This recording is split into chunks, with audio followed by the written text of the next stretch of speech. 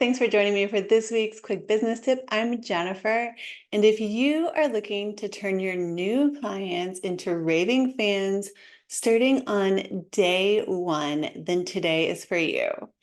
Your onboarding process does not have to be awkward, overwhelming, or clumsy. It is possible to create a client experience that not only wows your new customers, but also sets them up for lifelong profitable relationships for both of you. And it's not complicated. It's not going to take up a ton of your time, and the results that you're going to get from it are going to be amazing. First, let's talk about the painful truth. The first interactions that most people have with new businesses are oftentimes awkward, disorganized, and maybe even a little stressful. And it's those first interactions that set the tone for every single interaction that comes afterwards. Chances are that if they have a bad experience with you, they are not going to renew with you in the future, and they might even drop out of your program early. It's actually been proven in studies that most customers have made the decision as to whether or not they're going to renew subscriptions within the first 30 days of working with a business. So let's talk about the three main problems that I see all the time when it comes to onboarding. The first main problem is that we just bombard them with information. They get overloaded, overwhelmed, and they can even feel like they're drinking out of a fire hose. This means that you're dumping a ton of forms on them.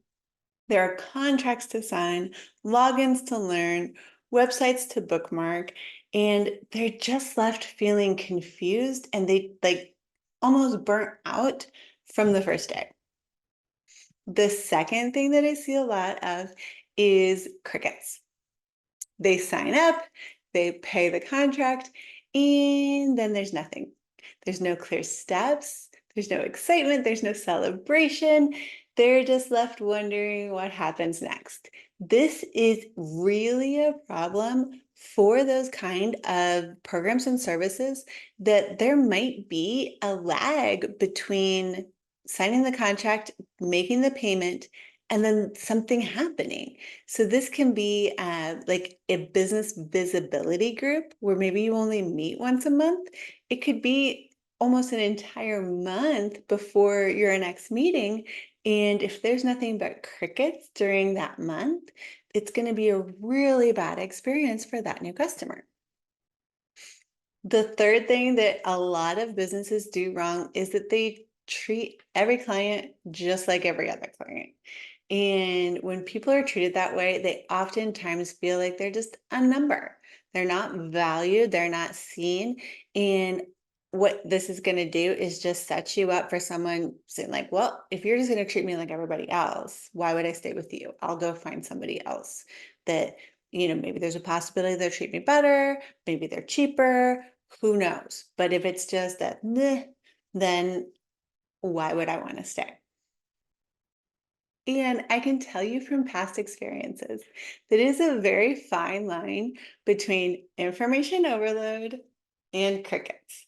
And you might go through a little bit of trial and error as you're going about trying to find the perfect balance. But I have 5 things that can help you navigate this a little easier and really make your clients feel like you're rolling out the red carpet for them.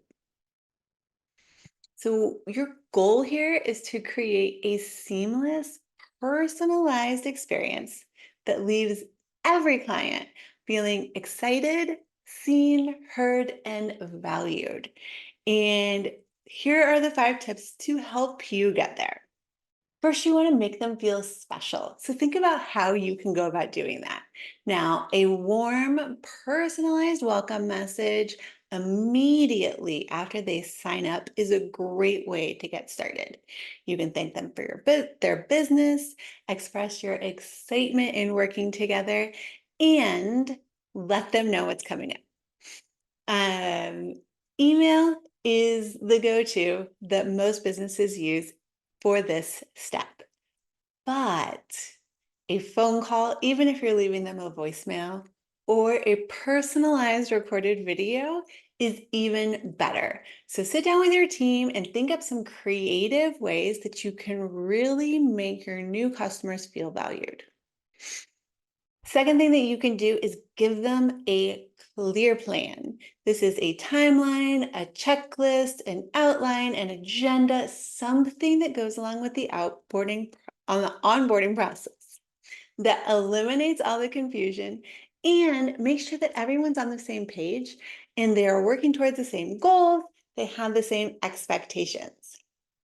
The third thing you can do is do a little bit more personalization.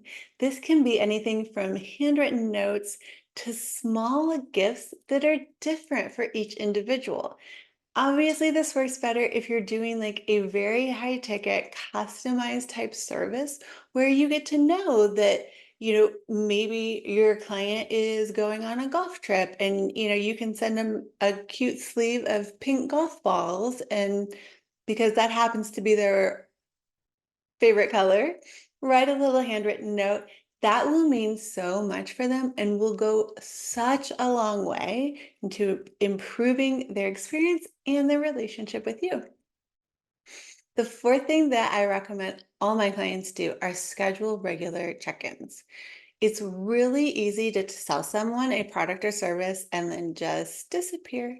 Especially if this is more like a video on demand type teaching, or if you're even offering group sessions, you feel like you're getting FaceTime with everyone in the group, right? You're there, maybe it's weekly, you're showing up, you're doing your thing. But if you're not actually checking in, and this can be polls, surveys, emails, you don't have to sit down one-on-one with every single person.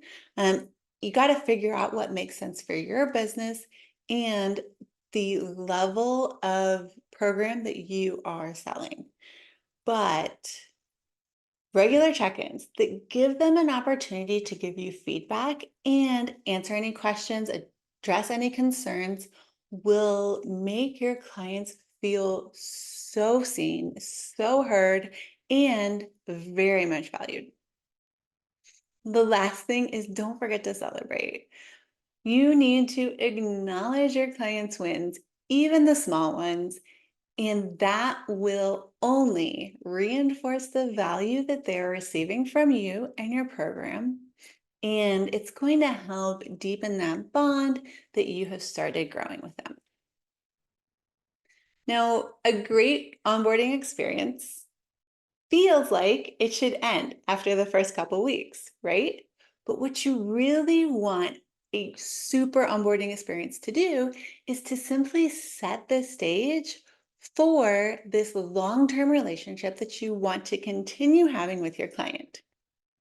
So, how do you go about keeping those good vibes going? The first thing is consistent communication. I like to check in with my clients at least once a quarter. Sometimes it's surveys and emails. Other times it's a quick 15-minute check-in like, hey, let's talk. How are things going? Is the program delivering for you? Can I do anything else? Do you have any questions, complaints, any suggestions as to topics for the podcast?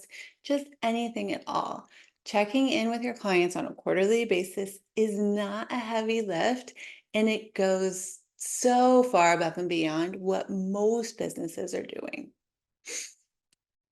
Then it's great to just keep surprising them. So whether it's unexpected birthday gifts, handwritten notes, a cute little card or gift on their anniversary with you, whatever it might be,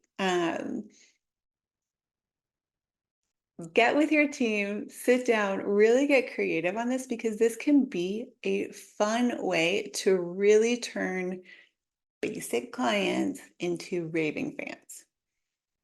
Again, this goes with the communication, asking for feedback on a regular basis, letting them know that you are always available for them if they have questions or feedbacks or problems with anyone on your team goes a long, long way to making people feel valued.